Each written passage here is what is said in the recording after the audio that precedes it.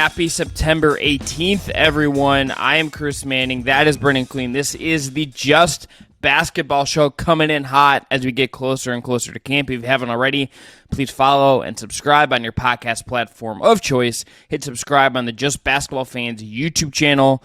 And by the way, check out our friends at Homage. Homage is an ultra-comfortable specialty apparel company with NBA and WNBA licenses that use vintage-inspired designs to pay homage to the greatest stories, traditions, and figures across sports, music, and pop culture. Use our link below in our bio and buy yourself something nice.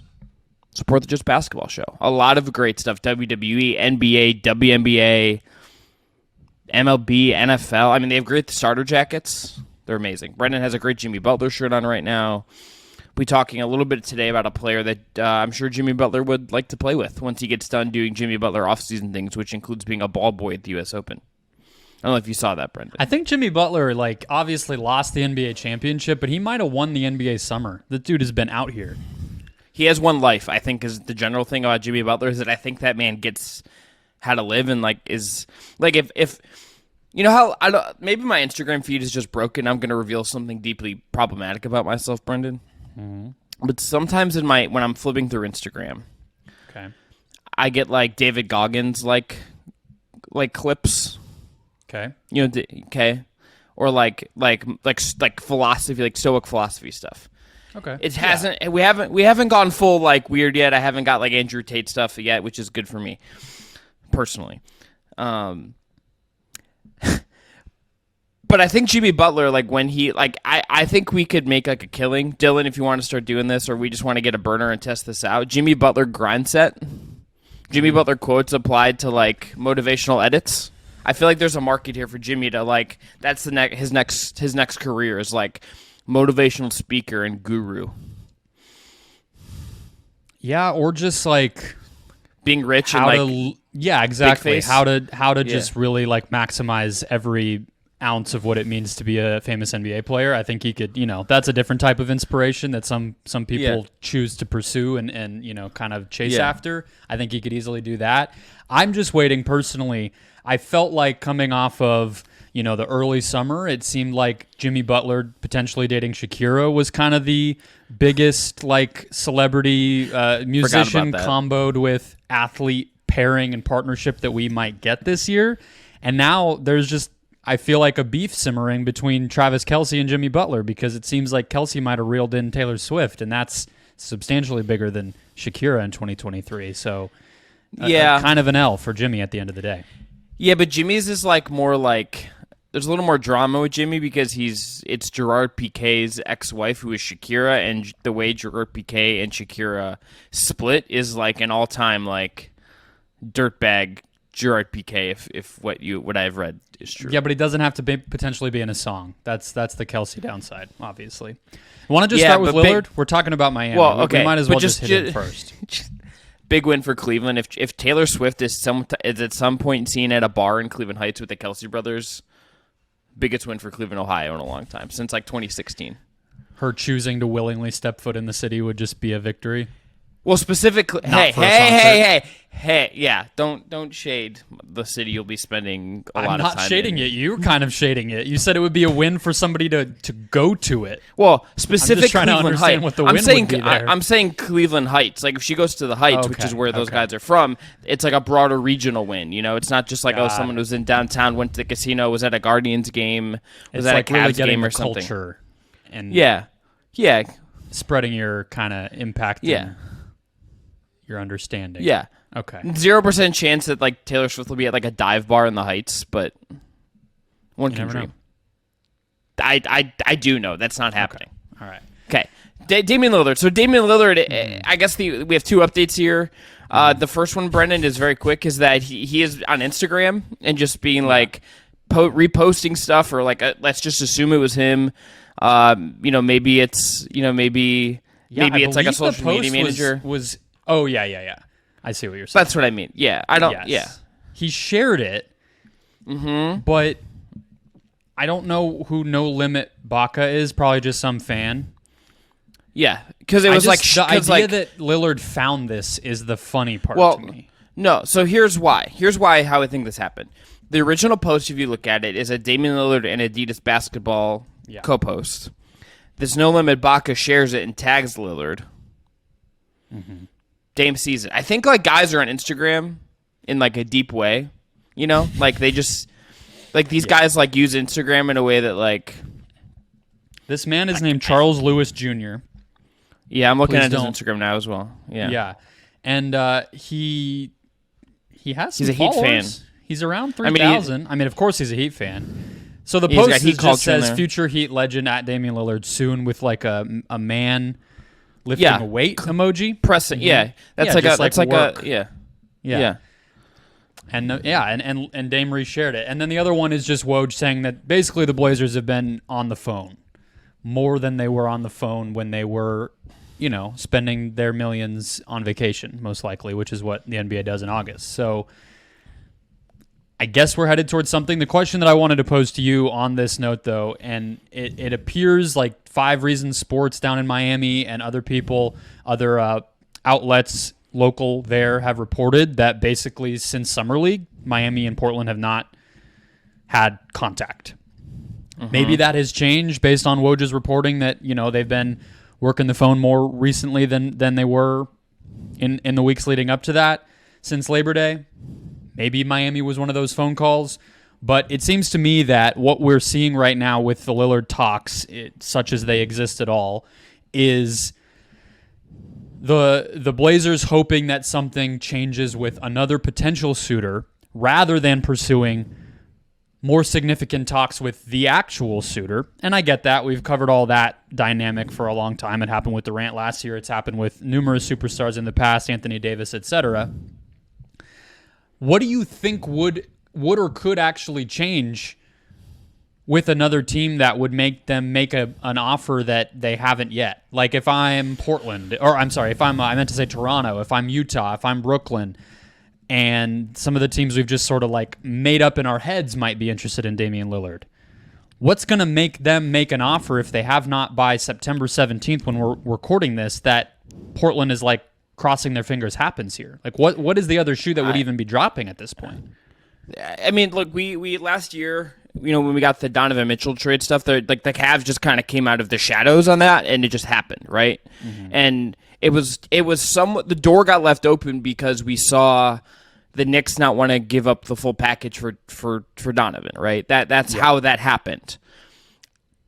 I was trying to think about this, and is there like a comparable team that could use Dame and would be aggressive, and like would New Orleans like would the door be cracked open if there's not a deal there? But like that doesn't. We just don't have like grounding and actual reporting on that. But that's like the only thing that could occur to me. It's either that or like maybe there's a third. Maybe like this is like a negotiating thing where it's just trying to like leverage Miami a little bit more and be like, hey, you have to include Jaime Jaquez in this trade. Like you can't like keep him out of this, you know, or like give us one more pick. I guess it could be that, right? It could just be something to get Miami to basically, we know it has to be you, but you're giving us everything that you can. Yes. I just kind of think that at the end of the day, if Joe Cronin's good at his job, he should be able to get everything that the Heat have regardless, because they don't have a lot. We all agree that it's not the Godfather biggest possible package like the Lakers got for Davis or that the Pelicans got for Davis or even that Brooklyn got for Durant or anything like that. It is a little bit less than that, but you're also talking about a small point guard who's in his mid-30s and obviously extremely highly paid, so I think the circumstances are different. But if Joe Cronin can't get Jaquez and Caleb Martin and get them to take back Nurkic and all of that stuff, I kind of just think that's on him. Like, do you need leverage to get everything that the Heat can involve in their kind of like B-, C+ offer? I think you should just be able to get that because it's Damian Lillard, you know? I mean, this trade should be done today if that's like what it really would take to get us over the line, ultimately, right? Like this trade should just be done, and we should be wondering what the Damian Lillard, what he's going to say at the press conference, and getting excited about Scoot and Scoot getting like free reign. But there's, I guess this is like maybe a question for like Portland fans more than it is for us, just kind of looking at this objectively and a little more cold.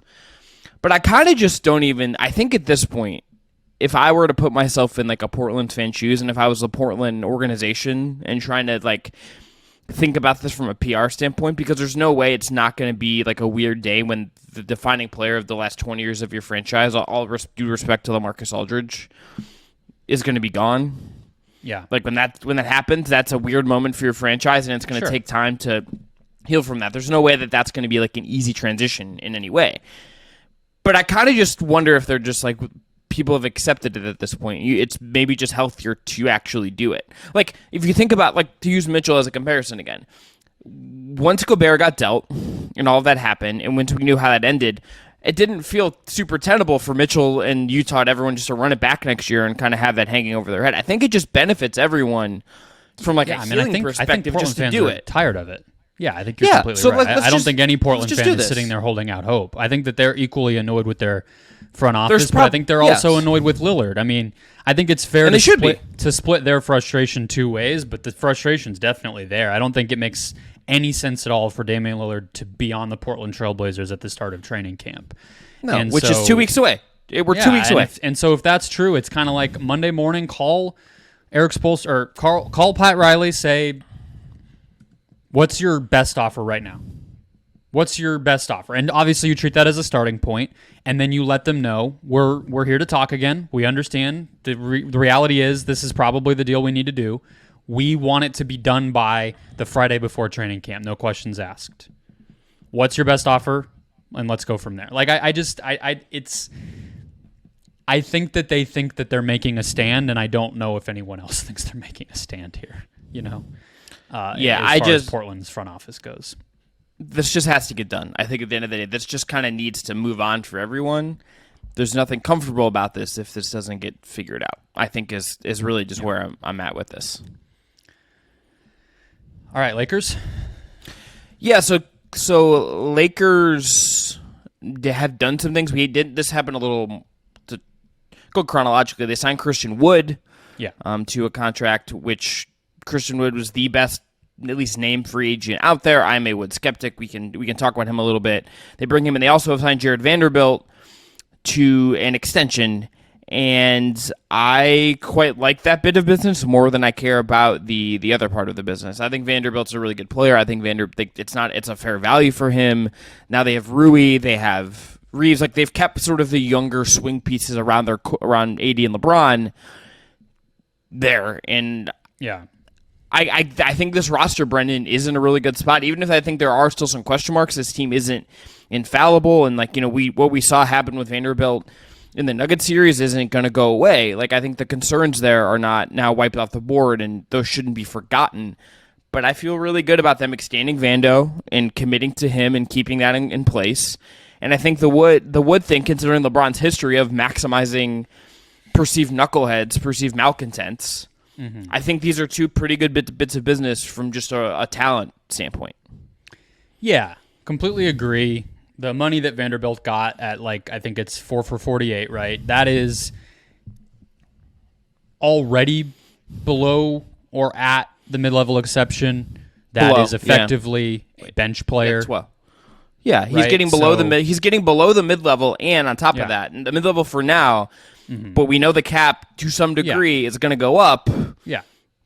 Great so deal. The mid-level already next summer would be, you know, another $1 million or $2 million higher than what it was just this summer and everything else. So you're talking about paying for a bench player, and that's what he is, and that's totally fine. I think the interesting part, just to kind of keep tabs on, too, as we've talked about with Reeves and Rui Hachimura, this is now another contract plus the Anthony Davis extension that exceeds beyond this uncertain window that the Lakers have with LeBron James. So they now have 4 players under contract.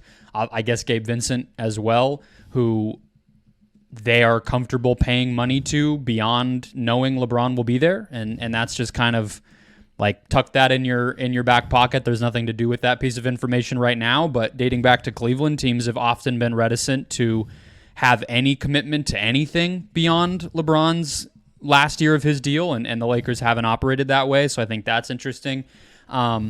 Basketball-wise, like, kind of X's and O's wise, schematic wise, whatever you want to say, I think the dynamic that I kind of the 2 polls that these moves kind of indicate from them that I noted in our notes is just the Wood optimism that I've heard from Lakers fans and analysts and stuff has been he makes sense specifically next to Anthony Davis.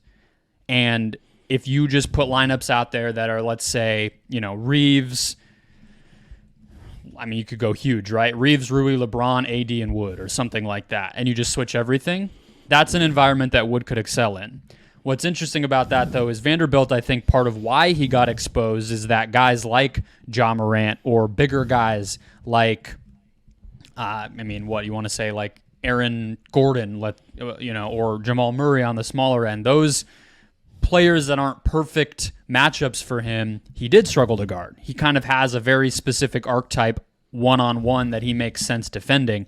And so switching him across a whole bunch of positions is probably not what puts him in the best position to succeed. So he's best against like a Steph Curry, right? So that's kind of interesting to me. But obviously the Wood thing is a minimum deal and it's a 1-year deal. And so that's the easiest one to just flush the toilet on if it doesn't work. So I agree that Wood in LA makes more sense than maybe he did in Dallas or some of his other stops, but I tend to lean your way. I don't think he's ever indicated that he's willing to sacrifice to play winning basketball, and if that continues to not be the case, they could even just cut him. This is pretty inconsequential, even if it does make some theoretical sense. Yeah, the only to play devil's advocate to myself and to you right here, it's just I think you would have said something very similar about J.R. Smith in 2015, and that came with more money. That came with a longer track record of things. That came in a trade where he gave up real stuff. This is you got him for nothing, right?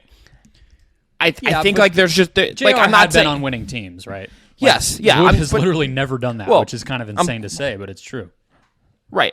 I am, again, just playing devil's advocate to myself. And then the Cavs don't win that title and have, the best, I think, aside from the KD Warriors, like that 16-17 team the year after they won the title, that offense that year was outrageous. And JR was like the firecracker on that team, just bombing threes and getting all these open looks. And he really bought in on defense under Ty Lue as well.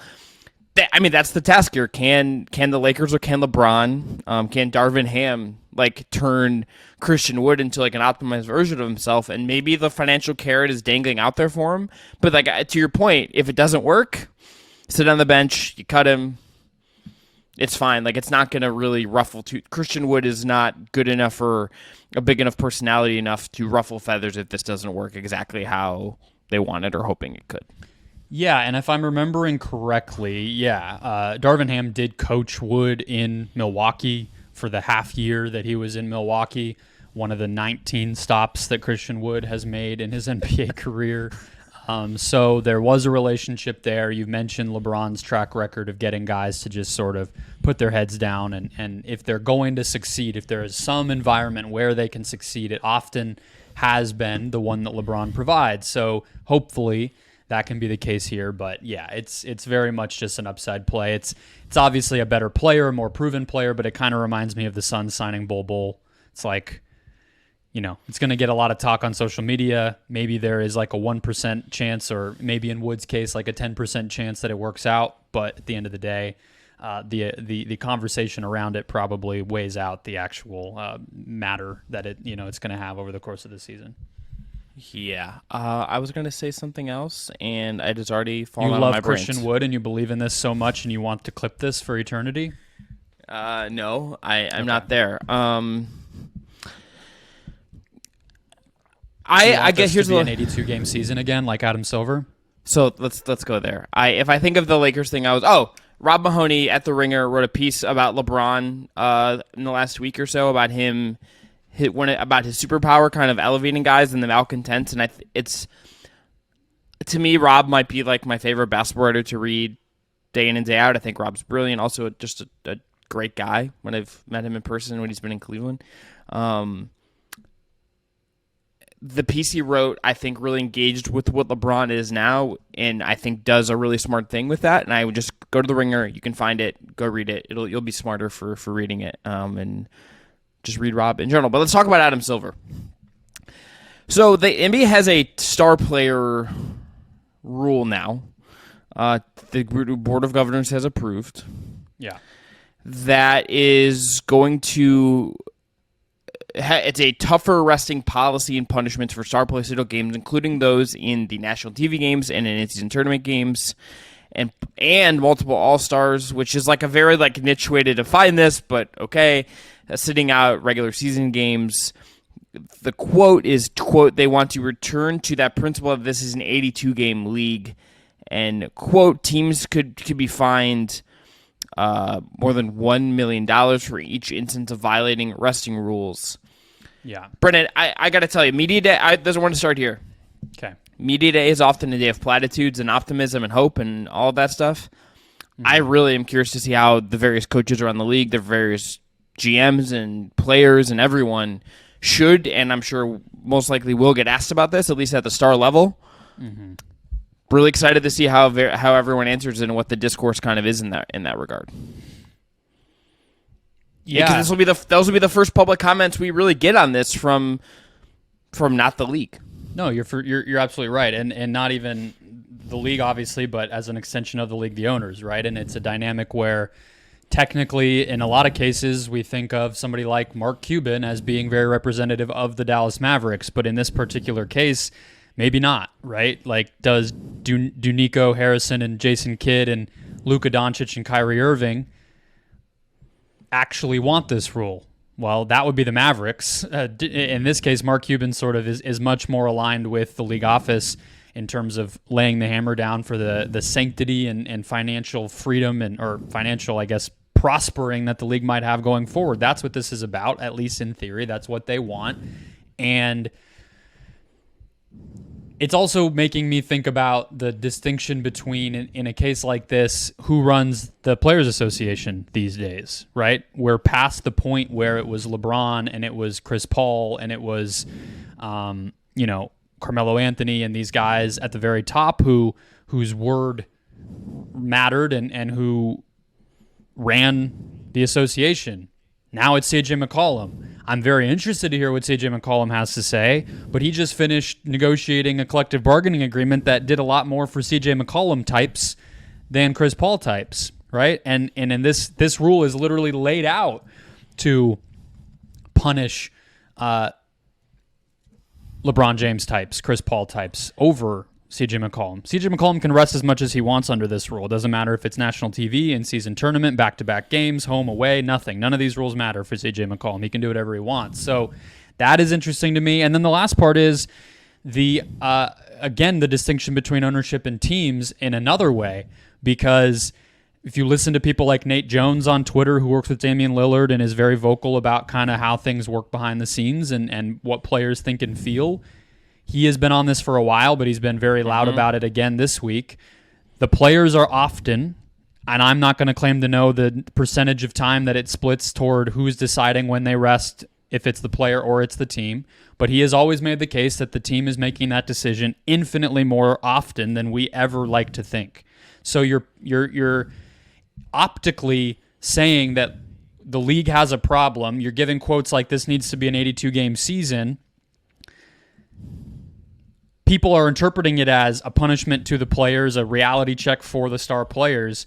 But I actually do think the league here knows what the problem maybe is, because if you notice, the fines are against the team. Yes.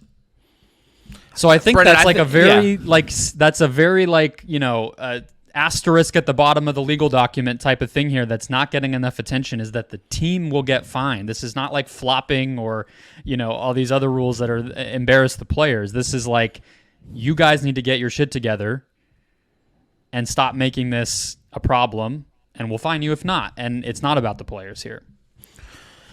I mean, I'm in a thinking about this, Brendon, that I kind of can't believe that it's had to get to this for that to become more of a discussion point in this. I'm kind of surprised a player hasn't said this explicitly. You know what I mean? Steph did kind of talk about it last year, I think. I think that was one of the points that I remember it coming out, because, and Kerr did a little bit too. Remember, Kerr got in kind of criticized for benching and resting players, and then he said, "Well, I don't think the season should be 82 games. So what do you want me to do? I'm playing by the rules that are given to me," type of thing, But you're right. It's not a common talking point. You're definitely right.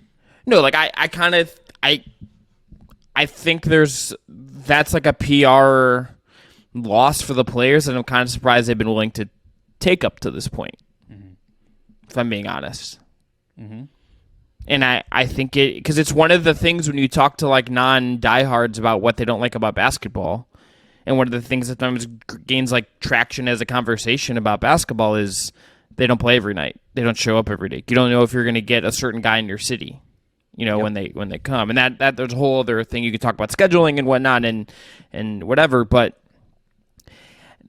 it's one of those things where it isn't on the players, and it's like I think guys play through more stuff than people actually realize. Yes, is there flopping? Is there some chicanery that I think you could cut out, and the game would like probably be a little like cleaner? Yes.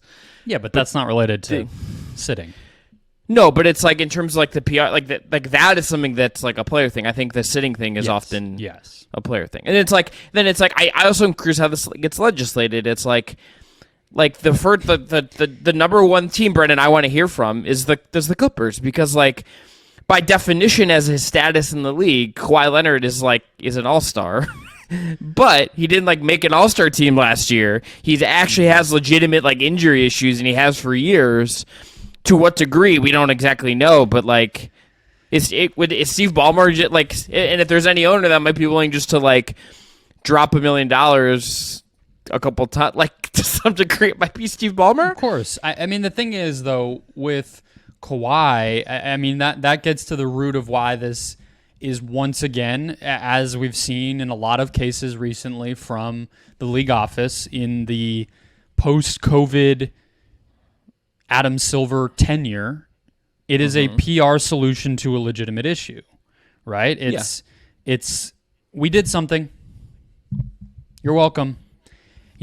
What I think and this might just be naive, but to the Kawhi Leonard point, he is hurt. The Clippers would win any protracted investigation battle or legal, disagreement over whether the spirit of the rule was broken here, because we know Kawhi is like held together by, like glue and tape and some staples at this point. Like he's been through a lot, and he is physically run down and has had multiple legitimate serious injuries, including an ACL tear and tendinopathy and all these different things. So he doesn't even count, even though like he's kind of the poster child for this thing. And that just, I think, underscores how fundamentally ridiculous this debate has gotten. But to get back to the optical solution for the legitimate issue thing that I was saying, it's like, to me, the only real thing that this fixes is, I do think the rule, because it's bulleted out in the ESPN article, I do think that this fixes the shutdowns at the end of seasons. I think that is an important fix that doesn't really need to be had. Like in the NFL, for instance, it's like maybe the final week of the season that we would ever see something like that, right? Whereas this often, like they have in the ESPN article, is Beal for 10 games, Lillard for 11 at the end of this most recent season. We went through it with Shai Gilgeous-Alexander, which was even more egregious. That's like a budding superstar that you're withholding from your games in order to lose. That's terrible. Sam Presti will be tried for his crimes in the best. And it's like, but again, he's kind of playing within the rules. But okay, now the rules are different, so you're not playing within the rules. If you try that again, it'll be a punishment. And maybe honestly, a $1 million fine doesn't even matter. They might still do it. I don't know, but at least there's something in place. There are teams that are absolutely going to balk at paying $1 million. Sure. There are teams who are like the Pacers Herb Simon is not paying $1 million for this. Mm-hmm. I don't think the Cavs necessarily are going to want to pay like $1 million for this. I don't think James Dolan's going to want to pay probably $1 million for this. I don't think the Lakers might need to get another PPE loan. Yeah, exactly. A good thing is Tibbs is not gonna rest anybody. They might need to pay Tibbs. They might need to give Tibbs an under the table payment of $1 million to get him to rest players, rather than paying it to the league because he rests players. No, I was just gonna say, and we maybe can, it's been talked about plenty, so we're not necessarily scratching any new ground, but everybody knows who has ever thought about this at all, and there's not even a full agreement on whether rest actually helps from the team side. Like Katie Heindel has done a lot of great reporting.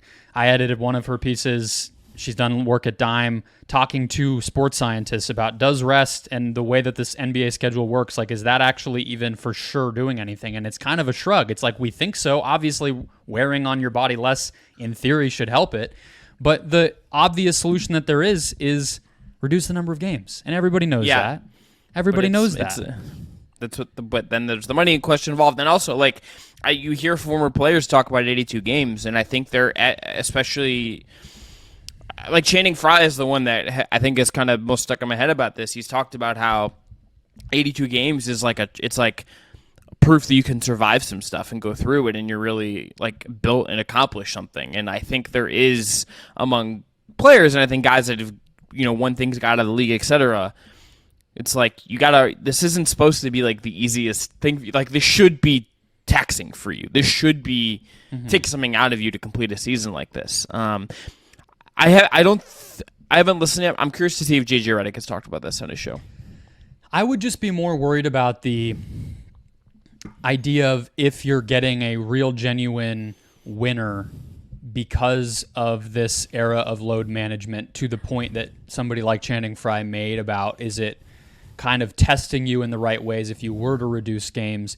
If we were actually seeing teams that went really aggressively with load management winning championships, and that has not happened. Most of the time, the teams that win the title do have a really healthy regular season where they really go for it. 100%. We're not seeing the Clippers win the title, or the Brooklyn Nets with Kyrie and KD win the title, or some of these, like, really extreme examples. And I think kind of what Channing Frye is saying is true. It might not be that it's because of the length of the season, but it's just because if you're messing with chemistry and continuity that often, you're probably going to lose a lot.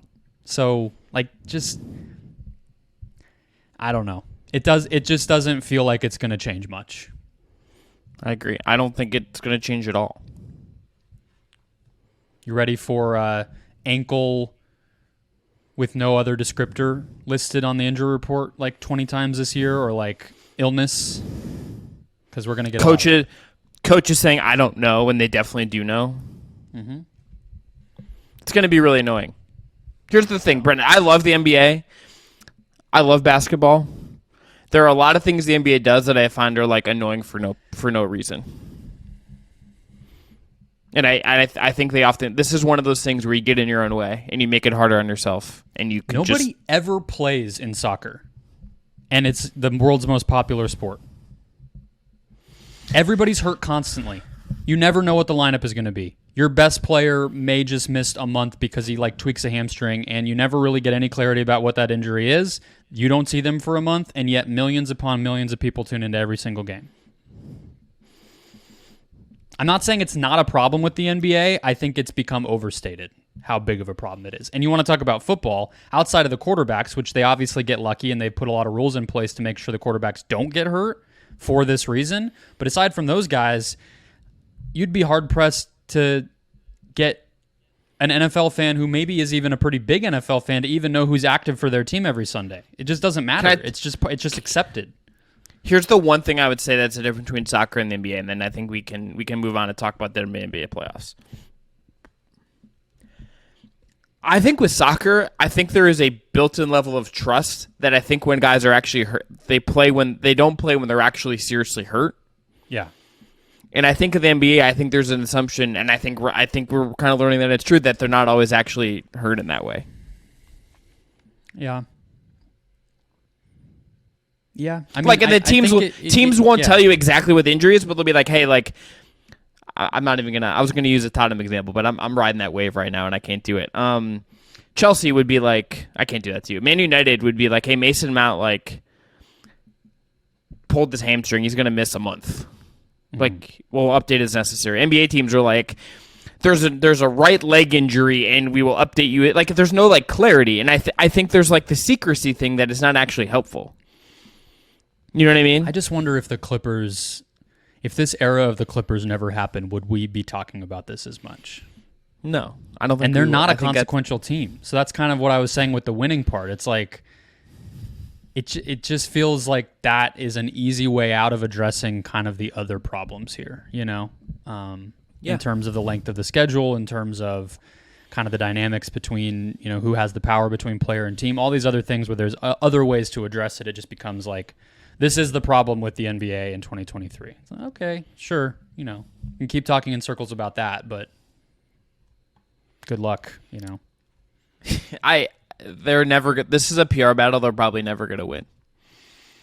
I will say, and I like the other part I like besides the late season shutdown part is the home versus away, emphasizing to try to rest players in home games. I know that, every night, even at a home game, there's thousands of people who have never seen an NBA game before and maybe never will, but you're at least limiting the disappointment of, I wanted to see X player, I spent all my money to go see them, and now they're not playing. I mean, that is an issue, and I do sympathize with that, especially as ticket prices go up.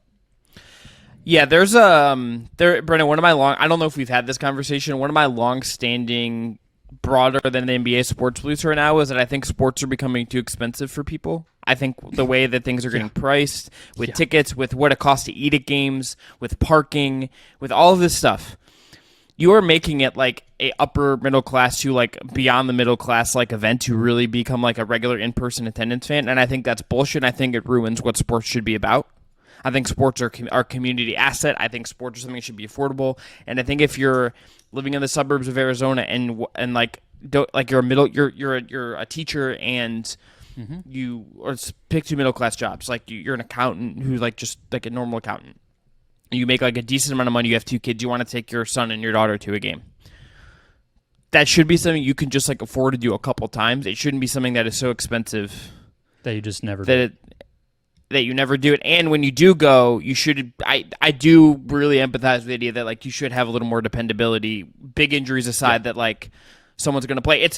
I actually don't know if this Kobe quote is true, because it's one of those things sometimes where there's fact and fiction, but he talks about like, why do you play through injuries? There's like that thing I've seen where it's like, I want to make someone pay their money to see me? That's like a really admirable thing. And I respect, if that's accurate, Ant said it too this past year. Ant, real one. Fucking real Ant one. is a real one in every single way that there is. Yeah, but like we could just talk about Ant every episode, and I think it would make my day. I would look even more forward to recording this. I just got our weekly Anthony Edwards check-in. I just got happier thinking about it, but it's like sports have become this thing. There's been if you want to take a cue from soccer, there have been protests around Europe, specifically in England, against ticket prices being really high. I think someone should like protest like NFL ticket prices, NBA ticket prices. Yeah, but there's also institutionalized limits on costs at stadiums and of tickets even in those countries, like a beer can't cost more than X in the Premier League. That's like a thing. That's in the bylaws. There's like rules around it. Here it's like the Atlanta Falcons do their discount menu. I'm sure you've seen all the sports business accounts tweeting out about that stuff, and it's like they deserve the biggest round of applause possible, and it's like, okay, well what are we doing to make the other teams also do that? I don't know why we're like celebrating what we all think it should be and giving that one team that decided to do it that way a bunch of credit rather than criticizing the ones who charge you $20 for a pretzel. But yeah, we're probably beyond something that's the NBA's issue, but I do think that the home team stuff is a good way to try to make progress toward that, where if I want to go see, if I'm in Phoenix and I want to go see Giannis the one time he's in town all year, I think you should be able to count on that, because Giannis is one of the biggest superstars, one of the biggest money-making entities in your business, and if that is just removed, then that's a hit to the business. Like, try to make a rule to keep that in place, and especially if Giannis himself probably wanted to play, back to the team versus player fault part of it, So yeah, it seems like that could be one of the things that works. And I wouldn't begrudge people for being mad about paying $300. Like if you paid $300 plus for like 4 tickets, yeah, you should be mad. You should be mad. I get it. You spent that's not an insignificant amount of money. All right, let's talk about the NBA playoffs. We're gonna rip through some series here. Let's start with the Aces in the Sky, because this will be quick. Las Vegas Aces, you have advanced to the second round because you have bludgeoned the Chicago Sky. They are dominant. They look awesome. I don't know if they're going to they'll internally or in the media use the phrase "flip the switch," but this team has, I think, raised the level since the regular season ended, Brendon. And boy, you'd be hard pressed to argue now that I think they're not the favorites, and they probably should have been already, even if I've been very high on the Aces. Yeah, we'll see. They also got I mean, obviously by seeding, but even just by overall talent, a little bit of an easier matchup. The Mystics, who the Liberty are playing, are kind of a fake 7 seed. If they had been healthy all year, you would probably expect them to be a little higher than that. But yeah, the Aces are just completely outclassing the Sky. Elizabeth Williams is getting punked by Asia Wilson, possession by possession. There was a play in this game too where Asia blocked Elizabeth Williams' shot as she rotated to protect the basket. Somehow then also beat Elizabeth Williams down the court and got a breakaway layup on the other end. Just like things that should not happen. I mean, Asia today had 38-16 on 15 of 23 shooting in only 30 minutes played, plus 3 steals and 4 blocks. Just an unbelievable stat line. And I think the real disappointing part of it, because I was optimistic this might be a pretty entertaining series, is the Sky's half-court offense is just completely, it just fell apart. It was non-existent. They were turning the ball over like they didn't even care about scoring, and they had a terrible three-point shooting series. And it's not going to happen for you if you're giving the Aces that much transition offense all the time with bad floor balance on those missed threes and or just turning the ball over. And the Aces were controlling the possession game when they had the ball by just clobbering the offensive glass. They had 15 today, and Asia had 6. Like, this couldn't have been a more lopsided 2 games at all. It was atrocious for Chicago. Yeah, not surprising really, but speaks to how good the Aces are. Dream Wings, we're 1 game into that as we've recorded. The Wings, Brendon, I think as we projected, I think are just better. They showed, I think, a level of consistency in that game that was just above what the Dream can provide. Their ceiling is just higher. I think they have the best 2 players in that series in Sablé and Enrique. Mm-hmm. I think that team, we're going to talk about this in relation to the Sun a little bit because they did drop game 2 and that's now got a game 3. Yeah. There's like, the way I'm tiering this right now is I think there's 2 really great teams. That's the Liberty and the Aces. And then I think there are 2 good teams.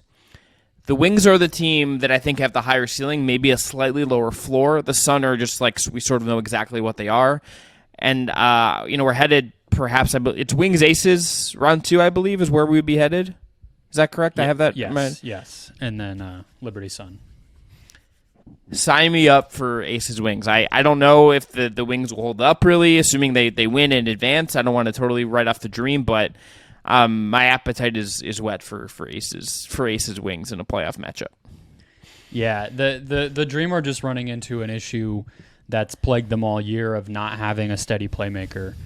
They've drafted and tried to acquire talent at that spot pretty aggressively between Ari McDonald, Haley Jones, A.D. Durr, but none of those players are able to play consistent minutes and organize their offense. So you have a huge Ryan Howard first quarter, which was awesome and really cool to watch. I think she had 19 or maybe even more than that in the first quarter, and nothing in the second quarter, and then didn't score in the third quarter until about halfway through because she's a finisher right now. She's not a player who's going to create and initiate and make offense easy for herself or for her teammates. And same thing really is true of Alicia Gray. The 2 of them had 4 assists combined and 5 turnovers, and that's your 2 best players. So that's not going to be sustainable.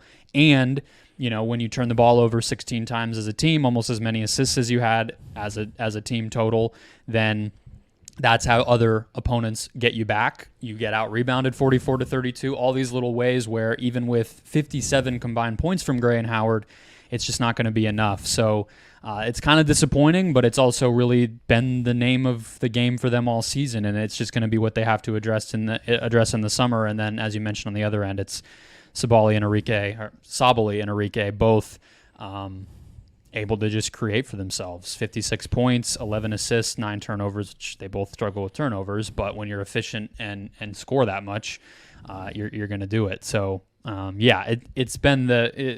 agree with you. The tiering is just manifesting itself. We're seeing what the hierarchy of this league has been all year, and some seasons are just like that in sports. There's just a very clear top of the top, and those teams, rise. But I hope the Dream can get game 2. I'm not optimistic, but I think it would be a disappointing end to just kind of get waxed in the playoffs because they did have a really nice bounce back season.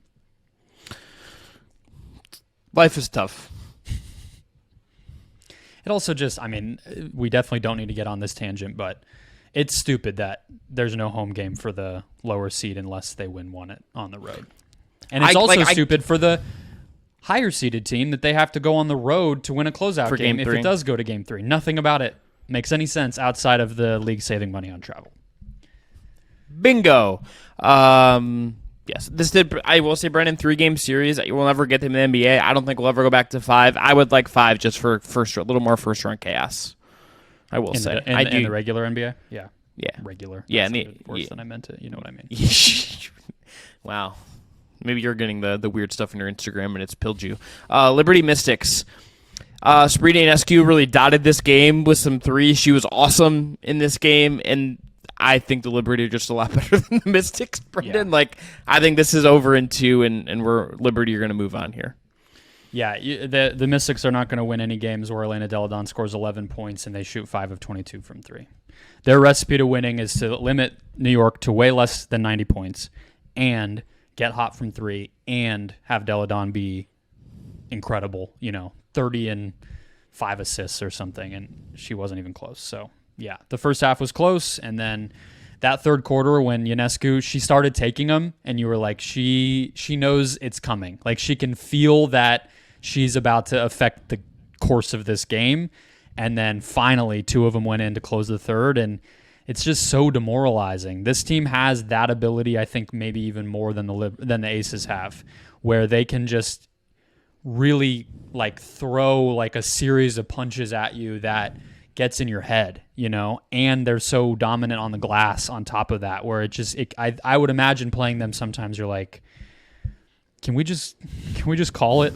Can we mercy rule this one? Because I'm done here, The Sabrina 3 that was the capstone on this game was one of those that's just oh boy, one of those. She just always has one, That's what I mean. It's every big win that they've had this year. You're like, oh, and then that Sabrina 3 that really iced it. She just has that natural instinct to take them in that moment. She has that killer it factor in her. That is very fun. And then she fell to the ground and was pumping her fists from the ground while the other team's calling a timeout and going back to the bench, and she's just she's in her own world. A plus competitiveness. I'm gonna do that, Brendon. When I'm about to go on a work trip when my flights land. When I make it everywhere on time on my flights, I'm gonna get off my last flight and I'm gonna pump my fist like that on the ground, and then I'm gonna get escorted and taken to jail. Probably. Yeah, I was gonna say maybe an airport's not the best place to do that. Basketball courts, it's expected. Yeah. Just weird guy in an airport. Tough beat. All right, Lynx Sun. The Lynx, who we, on our preview of the playoffs, were basically they aren't very good. I bashed them. You didn't really do it. Yeah, but I agree. I agreed. I nodded along quite a bit, Brendon. They're not good. There's nothing about them that I think is good. There's nothing about them that I think is, aside from Nafisa Collier, and they have that upside. But they win game 2 against a Sun team that is better, should be better than them and should win. And then now they get game 3 at home in what I imagine will be a pretty good environment based on the history of that franchise. So good for the Lynx for extending this, even if I would suspect they're still going to be underdogs for game 3 and to advance. Yeah, this was a low possession game overall. Not a ton of offensive rebounding. Both of these teams play pretty slow and like to score in the half court. More so Minnesota than Connecticut, but still, with all those caveats, that obviously is not going to sound right to say that the Sun had a bad defensive day when Minnesota only scores 82 points, but that really was true. 48% shooting from them, 22 assists, just 7 turnovers. That's Minnesota's day. And then the 2 best scorers on the Lynx had a field day, and they both shot over 50%, or they shot exactly 50% from the field, and then 54 combined points, only 3 turnovers combined from them. I guess we did say the Lynx don't have anything that they do spectacularly well. I would say individual offensive creation is a strength, and Diamond Miller didn't even have a very good game. She is a rookie going through her first playoff series, but she can put them up too. So, yeah, if you're not going to control and contest on the ball against their best players, you're probably going to lose. It seems like that should go unsaid. The Sun probably should just not allow that to happen anymore. But They did, and now they're going on the road for a game 3, which, as I already said, is a pretty stupid situation to be in. But it is what it is. They got to win. All right, who's winning Sunderland's game 3? I mean, the Suns should win it. They need more from their guards, especially Tiffany Hayes, and she is supposed to be kind of their third offensive weapon. She only took 4 shots. That's bad. So somebody needs to step up, or their shooters need to get hot that aren't named DeWanna Bonner. If any of those things happen, I think they win. Yeah, maybe if we do like team needs for the WNBA going into the offseason, I think them doing something aggressive to get another creator would be a really, really big deal. Like just overwhelming someone in a trade, even if they overpay, might make some sense for them. Mm-hmm. Or even if like later in the draft can get dicey, but like if there's certain guards, like if they end up in the right spot, it could trade up a little bit and get like a Giorgio Moore from Virginia Tech. Like I wouldn't hate that as a bet to just go get someone else that can like dribble and like make shots. Yeah, because that's the bummer. It's like, well, they have one star on the bench with an injury, but she's also a center in Brianna Jones, and they just don't even have like somebody in the wings who you would be like, oh, well, such and so is going to get better, so that will be their answer. It's like they have a few options, some young players, but most of them are kind of, we know what they are, like Ty Harris, Dejanay Carrington. Those are players you'll recognize from big college seasons and years in the past, but like they've been in the league a while. They're not going to become that, you wouldn't think. So they got to be aggressive and find it. I agree. Yeah. All right, let's move on to our team preview in this episode. A team that, got to tell you, Brendon, this might be the one I'm least excited about of the ones we've done so far. I think we've had a real tinge of optimism. I think we've had a real tinge of hope for a lot of the teams we've talked about so far. I do not have any of that in talking about the Washington Wizards. I think they're in a good state. Their franchise is moving in the right direction now with the trades they made. I think, moving on from Bradley Beal. I think reshuffling the deck with the Wizards trade, or with the trade with the Warriors to bring in Jordan Poole and say like F it. I totally get paying Kyle Kuzma a bunch of money. Not exactly, but you could probably trade him again if you wanted to. I think they are in a different era with Michael Winger in there, and we'll see where it goes. But this season is not going to be particularly good, and that's why I'm going to start out and be really snarky and say that my most important player is whoever they're going to take in the draft next year, and I don't know if I care that much about anyone on this roster like in a major way as I'm kind of building this out. Like that's a little bit rude. I understand that, but they've not drafted well in recent years. They don't have a guy that screams future all-star to me in this roster. This is about like who are they getting in the 2024 draft, and like who's like, are they going to get Ron Holland? Are they going to is there someone in the draft they're going to love and get lucky and get someone that could really change things for them? That's to me what this is. That's the most important player for the Wizards in 2024. I understand I'm cheating, but I can't be like, I get you, because I thought pretty hard about Jordan Poole, and I was like, I cannot sit here and give you real Jordan Poole analysis and try to make the case. If he turns into a little bit more of an efficient offensive version of himself, then he is a playable player, but his defense has been atrocious forever, and it's just like he's not going to be the centerpiece of even a good team, right? I mean, we just kind of can say that at this point. But first, I'll say if they did get the opportunity to draft Ron Holland, this is actually absolutely the team that will, because they have a lot of the Thunderbrain trust coming over from this to run this front office, and they're going to take the freak athlete, the toolsy guy, the raw developmental prospect. I've only read good things about him in the last week too, based on some of this G League stuff. Like he's gotten really rave reviews coming out of that, for whatever that's worth. I mean, Athletic, other places. So with that said, my most important player is Bilal Coulibaly.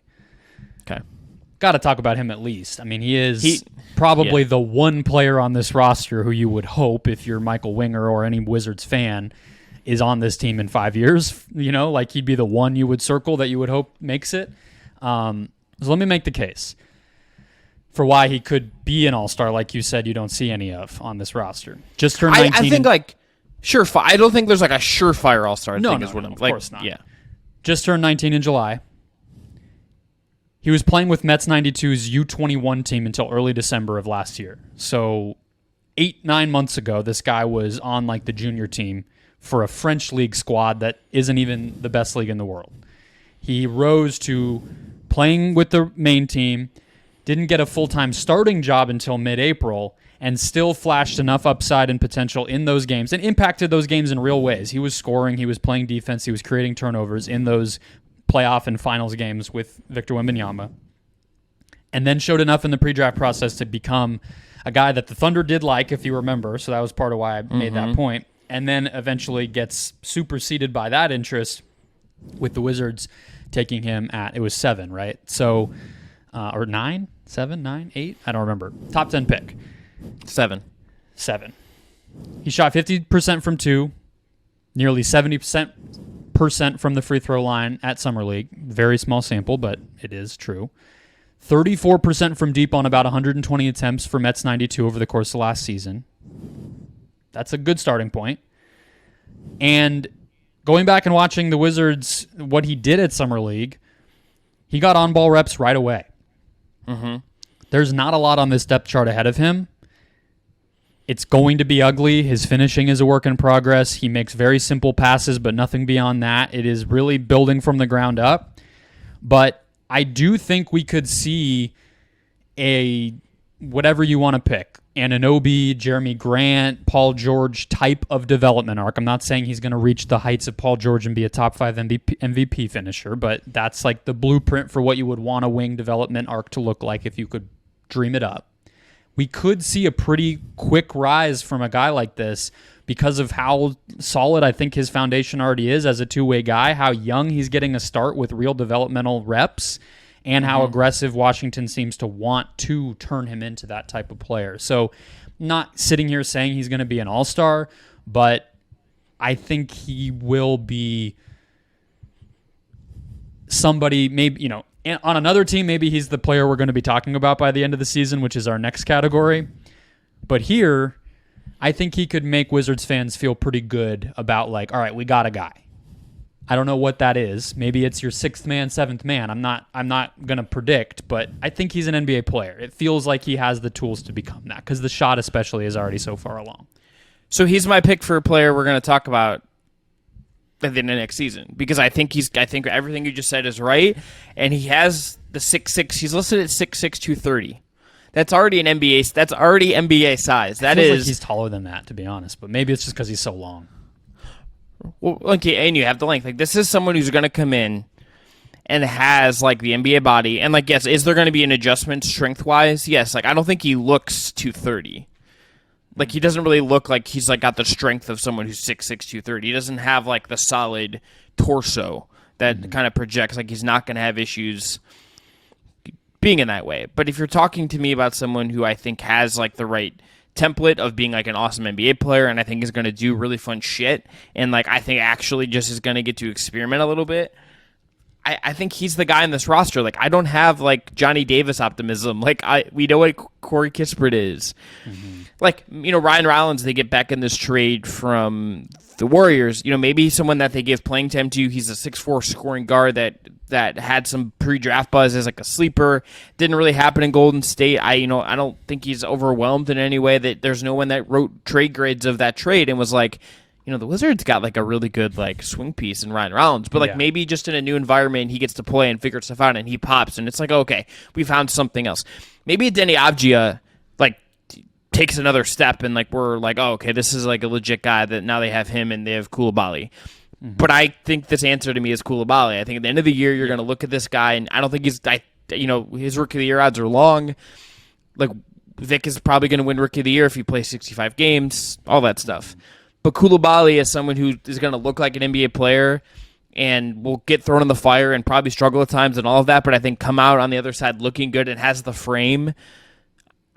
This is the most intriguing Wizard draft pick for me in like a long time. Like, there's none of these other guys on the roster are mildly as interesting as Coulibaly is in year one. Yeah, I think that's the thing about him, right? Is I think it's tempting to look at him and be like, oh, it's Giannis or it's pick your Bruno Caboclo, right? Like, it's just these 1 in a million, maybe the lottery ticket hits types of guys. I think he's a little bit more polished and has a higher floor than that. And so that's part of what intrigued me about him. The other thing is, again, like watching him at Summer League, he actually struggles with on-ball defense right now. So it's like he's not even where he needs to necessarily be guarding on the ball yet. Like, he was getting beaten by smaller guys. He, as you mentioned, with the size, he's not probably strong enough to be guarding Jimmy Butler or Jason Tatum or Giannis yet, so he's going to struggle there. Like, he has this weird thing. I mentioned his finishing isn't great, but he gets fouled a ton. So, like, I do think he's kind of already at a place where it's like he'll probably get to the line quite a bit, and he did shoot, I think I said 70% in the Summer League. I don't remember what he shot. I think it was a little touch below 68, 69 in the French League. But he's comfortable getting to his like pull-up mid-range jumper. Like, all these skills where you're like, it's normally 2 or 3 steps past where he is that you start to see somebody even try that stuff, getting fouled, taking pull-up shots, that type of thing, and he's already trying it. So, like, that makes me feel good. My player we're going to be talking about, Corey Kispert. Okay. And here's why. I like Corey Kispert. Yeah, I mean, it's kind of hard because, like you said, there's just not a lot of high-ceiling players on this team that you're going to be like, oh, and then they took a huge step forward. Like, even Denny Avdia, it's like, I think his next chapter will be how he can impact a good team. I don't expect to see Denny Avdia do more on a bad team. Like, he's not that type of player. So, just to give the, like, general, we know who Corey Kispert is, but he's at nearly 700 three-point attempts in the NBA this year, or in his career so far already. He's shooting 39%. Like, he's just one of the better shooters in the league. Super deep range, can make them from all sorts of places. Not a very good defender, but what I think makes him the player we're going to be talking about is I think he's one of the only players who you could see them trade and get something for. So we'll be talking about him as the guy they traded for a few seconds or something, I think. Because, again, like Avdia, it's like, what does he do on a bad team? He's not. I mean, he spaces the floor. Like, that's not a bad thing to have. Every team looks better when they have shooting out there, but okay. Send him to, like, you know, some contender who needs another piece. Yeah, I was going to say, do we want to matchmake Corey Kispert to another team? But I feel like that's, like, rude for this preview, but I think, you know, we could... the Wolves. Yeah. They just... Or the Pelicans or the Grizzlies. Like, those teams that need shooting. The Wolves one feels good. I would have said, like, if Cleveland didn't get Strus, that would have been like, can you just like get like budget Max Strus? It's a big surprise you would think of the Cavs there. Look, the Bucks, they need another white guy who can shoot.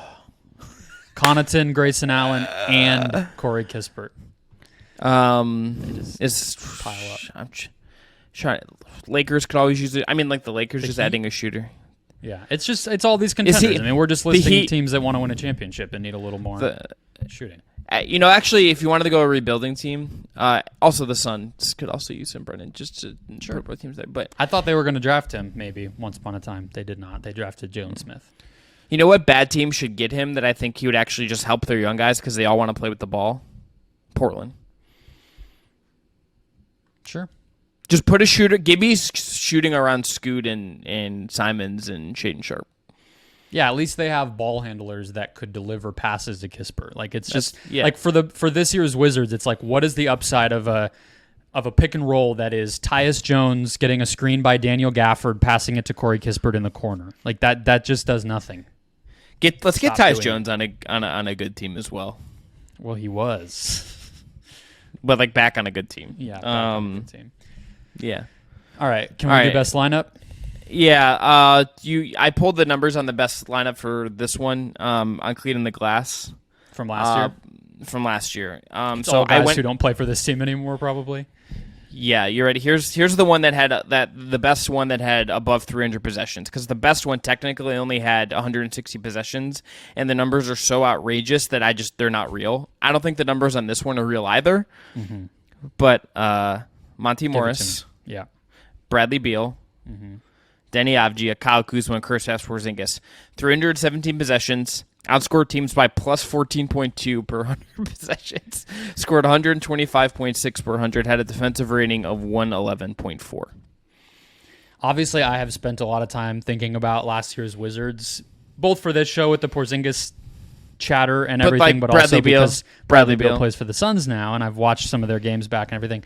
Really, and then prepping for this, a lot of my takeaway is they should have been better last year. Like, in the win-loss column, like, I'm not saying they should have won 50 games, but, like, they should have been a little closer to, like, being 500 at least. They had talent, and a lot of the stats paint them in a decent light. They just didn't win. So does that I guess reflect on the apathy in the organization at a certain point that trickles down into play? Does that reflect on Wes Unseld Jr. as a head coach? Is it all of these things? Is it Beal not being what he was? Like, don't have any defense. That's kind of where I came down. Like, I'm still not really sure. Daniel Gafford, like, what is he in the NBA? He's probably like a third or maybe even a fourth big. Like, probably not a starting guy on a really good team. Porzingis doesn't really play a ton of defense, although people decided he had a good defensive season last year for whatever reason. I don't personally fully agree with that. And then obviously, like, it's no coincidence that lineups with like Darrell Wright, Denny Avdia did really well. Those are like the only two guys who play defense on this roster. DeLon Wright. I keep doing that. I literally did it for an entire show about Beal the other day on Locked On Suns, and I had multiple commenters be like, not the right guy, and I did it again. I just love the early 2010s Warriors were just like extremely my shit. We're gonna Brad Rowland, one of the biggest DeLon Wright respecter that I know, is gonna come. He's a good player. He's in my best lineup, so let me get there. Okay, go. Best lineup for the 2024 Washington Wizards. Tyus Jones. They brought him in for a reason. He's going to set everything up. He's going to be a floor raiser. I have DeLon Wright here. Turned himself into a pretty good two-way role player. One of the only guys who plays defense, can knock down threes, can dribble the ball. He's going to make them better when he's out there. Denny Avdia. Swiss Army knife, not great at any one thing. Good team defender, passable three-point shooter, I guess. Also can handle the ball, sure. Kyle Kuzma. You got to have some sort of buckets, and he's going to play a ton of minutes. Kyle Kuzma is going to be out there for this Wizards team. They just paid him a lot. Daniel Gafford is my center. They don't really have another center. That is what I'll say about Daniel Gafford. My main takeaway from that lineup, though, Chris, one, I did not put Jordan Poole in that lineup, so maybe we can talk a little bit more about Poole now. And second, they're not young enough for what a tanking season should be like. I think this team's going to tear down even more during the season. They absolutely should tear down as the season goes on. I'll give you my lineup as well. It's basically the same. Tyus Jones at point guard. I am going to throw Jordan Poole in there just because I just let him shoot and make some threes. And also I think best lineup for this team to some degree is like, how can we be as inefficient as possible and like kind of lose some games, to be honest with you. I'm going to put Avdia at the 3. I think honestly, give him some on-ball reps, see what happens. Kuzma, who's the best player on this team, I think, is going to be at the 4, which, like, that's a wild thing to say, but, like, good for Kyle Kuzma making lots of money, being the best player on the team right now. And then I think you're right, it has to be Gafford at the 5. They don't really have another center. Looking at their basketball reference page, the only other player, Brendon, listed on the roster with... Well, Daniel Gafford is actually not listed as a center in Basketball Reference. He's listed as a forward. The only player with a C in his name on their roster page right now is Mike Muscala. That tells you what this Wizards roster is. And they did just sign bad. Taj Gibson, so I guess it'll be those two. Look, if you had to pick between in 2023, probably not going to put Muscala or Gibson on the court. Okay, but if you were going to be one of Mike Muscala or Tristan Thompson and take a veteran's minimum contract to be the grouchy old guy in the locker room, which one of those guys would you want to be this year?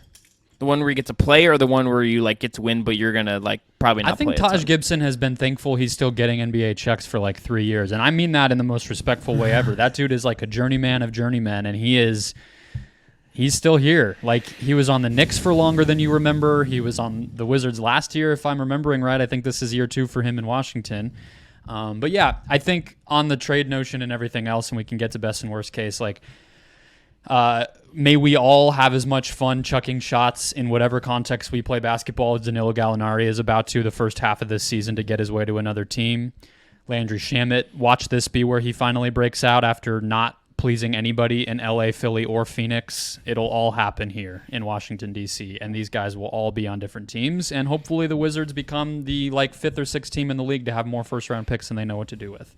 My best-case scenario is Coulibaly and Johnny Davis, who we haven't mentioned. I think he can be a backup point guard probably. Show signs of life, and Washington looks more promising while still tanking. Worst case, I had Poole and Kuzma try to pad their stats. The team has no identity, and the rebuild gets off to a tough start. think best case is you lose a lot of games, but Koulibaly looks good, and obviously you take somewhat of a step forward, and you feel good about those two guys, and then you maximize whatever draft capital you can with the other guys that you have. I don't really know, unless you're going to trade Kuzma, I don't really know how many first-round picks you're really extracting out of this roster, but at least some seconds I think you could get for some of these guys and figure that out. Worst case, I think you just get a little bit, you are a little bit too lucky. And, like, yes, you have the shot chucking that stalls development, but you also just, like, luck into, like, 5 more wins than you're supposed to. And you, like, hurt your lottery position as a result. I think they could get a first for Tyus, maybe? Late. I think, like, a late first. Yeah, sure. Nobody here is worth a high first. Like, I mean, you're probably asking for, like, 2 for Kuzma. Like, I mean, they just they got 1 or 2 firsts for Porzingis, right? So, like, that's already kind of that was their cash-in piece. Yeah, Kuzma, I think, could get a first, at least one. Yeah.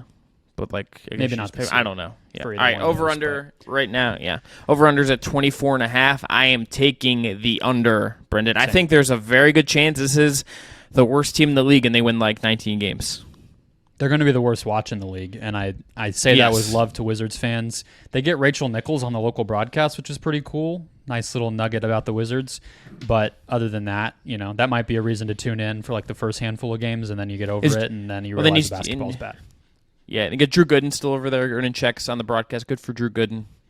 Yeah, they're doing it. They're even more overboard with not overboard, but all in on the local we're going to own the broadcast stuff than even the Suns are. The Suns have gotten all the attention for going on local TV, but the Wizards are running like their whole channel themselves. Like they're doing a whole studio show and like all this stuff. I'm like, that's pretty interesting, but their owner is a media guy, so he kind of comes from that world. So that does not matter to their over-under. I have the under as well. I think they could be a better offense than maybe people expect, but the defense is going to be even worse than last year, and there's no incentive to win. I hope Wes Unseld keeps his job past this year because, you know, seems a little NFL-ish putting that dude in a position where everything's just being torn apart around him and then being like, all right, you kind of sucked. It's like, well, did he? You know, like what are we expecting from him? So I hope he gets a chance next year to actually see what a real system can look like, because this is going to be another transition year, but I think it would be better for them if this hits the under. They need to hit the under at all costs. Like, at all costs. There's nothing they can gain from accidentally winning like 26 games. No. Which is not a lot of games, but it's too many games. Mm-hmm. All right, Brendon. Any final thoughts about the Wizards? And do you have any Jordan Poole optimism? Like anything here? But they've been better off just like keeping Chris Paul. Just like having Chris Paul be like the OG. Okay. They're good. Tyus Jones is good enough for everything to not break. Like, you wouldn't want Jordan Poole as your point guard, right? I mean, I guess they wouldn't have gotten Poole if they had kept Paul, but, like, you know what I mean? Like, they needed something there. I don't think they needed it as good as what Chris Paul would have been. No, I think my final thoughts would just be, as we talk about trades and tearing down and whatever, I hope that if they trade Gallinari, if they trade Shamet, if they trade Tyus, in season, Kispert, Avdia, any of these guys, I hope that they get a little bit of a better version of, like, what Rollins and Patrick Baldwin are. Like, that's what I always want to see with these rebuilds that I think some teams overlook. The Sixers did a good job with it during the process. The Thunder have done a good job with it during their rebuild that's still going on right now. You get an Isaiah Joe out of that. You get a Robert Covington out of that. You turn those guys into real NBA players, and you get a cheap contract with a valuable contributor, or you can then flip that guy again for something else down the line. Like, I think teams sometimes don't get as creative as they could when they start to make those trades. So hopefully by like March, we're talking about, they have this interesting guy that we didn't even know about because they got him from this random trade that they did, and maybe he's a guy, like, why not? You should be thinking creatively like that. So hopefully Wizards basketball is actually more interesting by the end of the year than the beginning. Yeah, I think that's a good way to look at it, or at least they can watch a lot of draft content and consume a lot of that. But all right, we'll be back later this week previewing the Indiana Pacers, the Oklahoma City Thunder, and talking about other WNBA and NBA things. We'll be back with more than just basketball show this week. Enjoy the hoops, everyone. Talk to you soon.